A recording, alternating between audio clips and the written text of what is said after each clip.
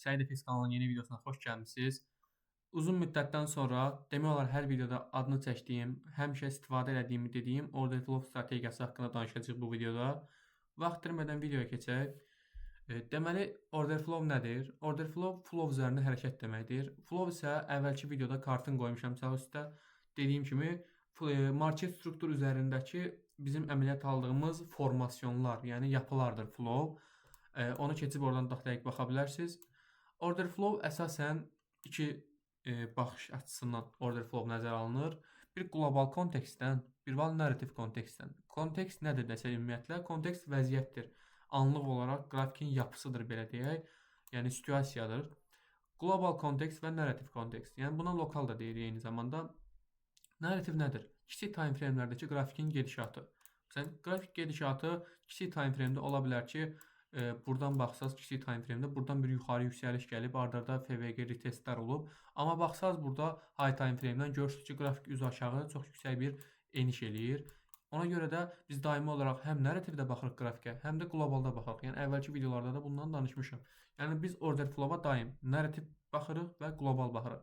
İkisi də bir-biri ilə üst-üstə düşürsə, bizim üçün qrafikin take profit olma ehtimalı daha da artır. Yəni bunu nəzərə alın.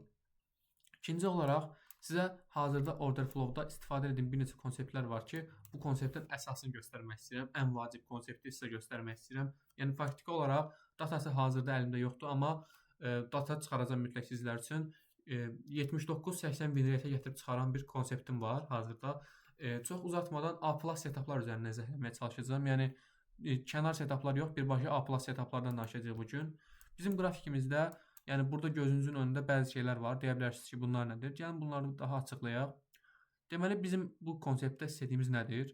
Qrafikdə müəyyən qədər konsolidasiya gözləyirik. Konsolidasiya olur. Onu iki tərəfli şəkildə necə deyim, likvidasiya alımı eləyir. Həm yuxarıdan, həm aşağıdan. Yəni bizim üçün flow'da çox önəmlidir bu. Qrafikin 3-4 hərəkəti var. Belə indi birazdan sayacağıq. Birinci hərəkət kimi bura qeyd eləyək. Qeyd etdiyim kimi üst ad likvidasiya alımı. İkinci olaraq nədir desək? İkinci olaraq qrafikin hər hansı bir yönə, burada yuxarı yönlü çəkmişəm, ya yuxarı ya da aşağı yönlü çox aqressiv şəkildə hərəkət etdirməsi. Burada məsələn yuxarı yönlü danışmışam. Yuxarı yönlü hərəkətdə görürsünüz, çox aqressiv çıxış eləyir. Bu aqressiv çıxış ardından bizə ikinci lazım olan hərəkət nədir desək, duraqlama nöqtəsidir. Duraqlama nöqtəsindən sonra, yəni qrafik burada özünə gəlir biraz, ardından yenə aqressiv həmin yön istiqamətində hərəkət. Yəni bunu izah eləyə bildim. Bunu da qeyd edeyim. Qeyd etdiyim kimi 2 aqressiv hərəkət və bir pauza. Yəni pauza. Ardından bizim istədiyimiz ən vacib şey nədir desək, grafikin burada görün. Deməli biz əvvəlki videolarda nə danışmışdıq? Qrafik belə aqressiv şəkildə hərəkətlər eləyən zaman daimi olaraq displacement yaranır. Yəni arxada fairway ilə gəplər buraxır özündə. Bu iki tərəfli qırılım ona görə bizə vacibdir ki, bizim üçün burada order flow low və order flow high anlayışını bura bizim üçün gətirir. Yəni qrafik iki tərəfli qırılış eləyən zaman hansı istiqamətə hərəkət eləyərsə, altda qalan hissə yaxud üstdə qalan hissə indi bu qrafikin gedişatına uyğun olaraq order flow low və high olur. Bunu anlamaq çox bəsitdir. Bizim ikinci istədiyimiz ən vacib şey qrafikin aşağıda göstərilən order flow high hissəsinə qədər yaxud order flow low bu yuxarıdan aşağı olsaydı, indi aşağı yönlü hərəkət olsaydı bizim buraya gəlməsini istəyəcəkdik. İndi bu anlıq kontekstdə baxsaq, order flow high-a qədər gördüyünüz kimi nərdivan şəkilli eniş gözləyirik biz. Çox aşağı volatillik, çox aşağı momentumdan aşağı eniş lazımdır bizə. Nə qədər momentum, volatillik aşağı olarsa bizim üçün o qədər xeyirdir. Eyni zamanda bunun gəlişi zamanı qrafik bu cür hərəkət. High-lar, low-lar yaradan zaman heç cürə onların likvidasiyasını almamalıdır. Yəni desək ki, gələr bu high-lar, low-lar yaradar, gələr buradan bir dənə bunları təmizləyər, ardından davam eləyər. Gələr buradan bir təmizləyər, ardından davam eləyər. Bizə bunlar lazım deyil. Bizə təmizlənməmiş qrafik lazımdır ki, qrafikin yuxarı çəkim gücü daha yüksək olsun. Belə olan zamanda bizim belə bir şərait yaranır ki, bu iki atlı üstü likvidasiya alımı zamanı burada kifayət qədər məsafə yaranır. Ona görə də bizim stopumuz qorunaqlı olur. Qorunaqlı stop da nə deməkdir? Yəni bizim stop olma ehtimalımız daha aşağı olur. Eyni zamanda bizə 2 aqressiv hərəkət gözlədiyimizə görə A+ setupda yuxarı yaxud aşağı yönlü məsafə uzun olduğundan yüksək ararlar tuta bilirik. Məsələn, bu qrafikdə hazırda 2.55 idi. 3 arar tutduğumuz olur, 5 arar, 6 arar, yəni məsələn 2 arar üzərinə işləyirik. Biz 2.5, 3 arar arası istifadə edirik. Bunlar mental dayanıqlılıq açısından bizə müəyyən qədər dəstək olur. Nə qədər digərlərinin gəliri çox olsa da, çox hərəkətlilik eyni zamanda duyğusal baxımdan da bizi çox çətin yerlərə gətirib çıxara bilər. FOMO haqqında da danışacağıq əlbəttə. Bu videoda da yox. Onun üçün də yeni video gələcək. Fear of Missing Out haqqında izləmədə qalın. Yəni konsept budur. Konsept çox sadədir. Konsolidasiya, yuxarı-aşağı likvidasiya alımı, ardından aqressiv hərəkət. Bu yuxarı da ola bilər, aşağı da ola bilər. Aşağı olsaydı bura bizim olacaqdı order flow low-umuz, bura olacaqdı order flow high-ımız. Yenə eyni söhbət. Amma qrafikin bu səfər bizim istədiyimiz şey nə olacaqdı?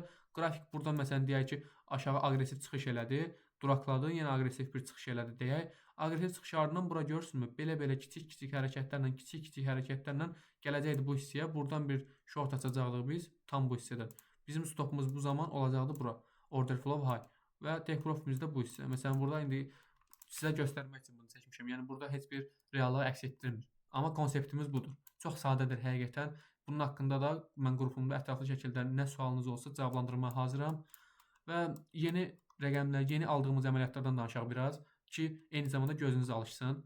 Gəlsək burada qızılda 3 əməliyyatım oldu mənim. Bir kontekst üzərindən 3 əməliyyatım oldu. Baxsaq birinci böyük əməliyyata baxaq. Birinci böyük əməliyyat nədir? Görürsünüzmü? Burada konsolidasiya var. Asiyada konsolidasiya olub və yuxarı yönlü eyni zamanda aşağı yönlü hərəkət olub. Aşağı yönlü hərəkətin ardından nə olur? Aqressiv yuxarı çıxış. Burada müəyyən qədər pauza, yenə aqressiv bir çıxış. Mənim istədiyim idi nə idi? Burada düzdür, biraz momentum artıqlığı var, amma gəlin düşək bir dəqiqəliyə daha aydın sizə göstərmək üçün. Biraz əvvəldə qaldı olar deyəsən. ISO. Mən bunların hər birini qrupda paylaşmışdım. Şəkillərini qoyaram bu kənar hissəyə. Yəqin ki bu hissəyə qoyaram. Yuxarı aşağı eniş və mən burada nə etdim? Bu pauzamızdır bizim. Bu ikinci aqressiv hərəkətimizdir. Görürsünüzmü burada M1-də nə qədər kiçik volatilliklə aşağı eniş baş verib. Bu baş verdiyinə görə mənim istədiyim o idi ki, burada bir lov yaratdı. Mənim istədiyim bu lovun qırılması, ardından birinci konfirm gördüyünüz kimi verib, burada inversion fair vəlaqət dolumu ilə ikinci konfirmdə gördüyünüz kimi bu hissədə var. Yəni bu likvidasiya alımı və inversion fair vəlaqətdən təsirlənmə ki, burada gördüyünüz kimi 2.11'lik bir take profitim var. Ardından burada görünürmü? Yox. Biraz kənara çəkim. Deməli, burada yenə bir vəziyyət yarandı. Yenə həmin situasiya yaranmışdı. Həmin situasiyada mənim səhvim nə oldu? Stopumu bu lova yox, bu lova atmalıydım mən. Mənim səhvim orada oldu. Səhvimi təbii ki anlamışam və düzəltmişəm bunları. Hazırda hesab əvvəlki zərərləri bağlanıb. Tamamilə 5000-dədir bu dəqiqə. Artıq inşallah daha üst səviyyələrə gəlib çıxacağıq. Deməli, burada bir stop oldu. Ardından əsas əməliyyat. Geri qaytarım bunları bir dəqiqə. Geri qaytardıqda gördüyünüz kimi burada gəlir order flow low. High-ımız buradır. Low-umuz buradır. Gördüyünüz kimi bu çox bəsitdir. High, low. Bizdən olan nə idi? Bizdən istədiyi gəlir order flow-un bu yaratdığı flow-un içinə daxil olması. Qrafikdə bunu izah eləmişdim. Həm gəlib bunun üstündən toxunub da gedə bilərdi. Daxil ola bilərdi. Yəni adətən biz bu hissələrdən toxunma ilə daxil olmanın arasındakı təqribi 20-80 hesablama bölgüsündən götürürük. Məsələn 80% hissənin içinə daxil olursa artıq biraz flow pozulmuş deməkdir. Yəni adətən 80-in üzərindəki faizlər üzərindən, yəni bu 80 dediyim nədir? Bu flow'un daxilindəki hissələri biz ortaq rəqəmlərə bölsək, yəni 80% hardasa bu hissələrə düşür. Yəni qrafikin bu hissələrindən artıq yuxarı doğru qalxışıdır bizə lazım olan. Keçsək 15 dəqiqəliyə. Yəni burada 15 dəqiqədə daha rahat, daha bəsit görünəcək indi. Bir dəqiqə. Biraz da kiçildim. Deməli, yuxarı aşağı likvidasiya alımı, yuxarı aqressiv çıxış, pauzamız, yuxarı aqressiv çıxış, aşağı volatilliklə aşağı eniş, aşağı eniş ardından tam order flow high-ımız, order flow low-umuz. High-dan elə giriş eləmişəm. Biraz burada asta qalxmağa başladı. Sonra 2-3 şamdan birgə getdi 3.21'lik bir take profit qazandırdı bizə. Kifayət qədər keyfiyyətli əməliyyat idi. Hətta çox keyfiyyətli əməliyyat idi. Və son olaraq bir əməliyyatımız da vardı bugün. Yəni bunları qısa göstərməyə çalışacağam. Bugün də 30 mart. Yəni burada bir yuxarı yönlü, aşağı yönlü 15 dəqiqəlik də burada kiçik time frame-də var. Qrupda girib ətraflı şəkildə baxa bilərsiniz. Belə bir əməliyyatımız oldu. 4 verirdi. İkinci əməliyyatı da bunu da çəkib atmışdım qrupa. Hardasa bu hissələrdən, order flow-dan giriş eləmək istirdim. Lakin gəldi buradan bir xəbər nəticəsində bir wick atdı. Wickin ardından front run, yəni FR dediyimiz hadisə bizə yaşandı. Yəni bu sistem çox bəsitdir həqiqətən. Bunu necə praktika edə bilərsiniz desəz, heç sizin TradingView Plus-a da ehtiyacınız yoxdur. Yəni keçmiş yerlərə gələr, deyəsən geri 40-da məndə kifayət qədər əməliyyat var idi. Biraz daha ətraflı olub. Məsələn burada bir stop var.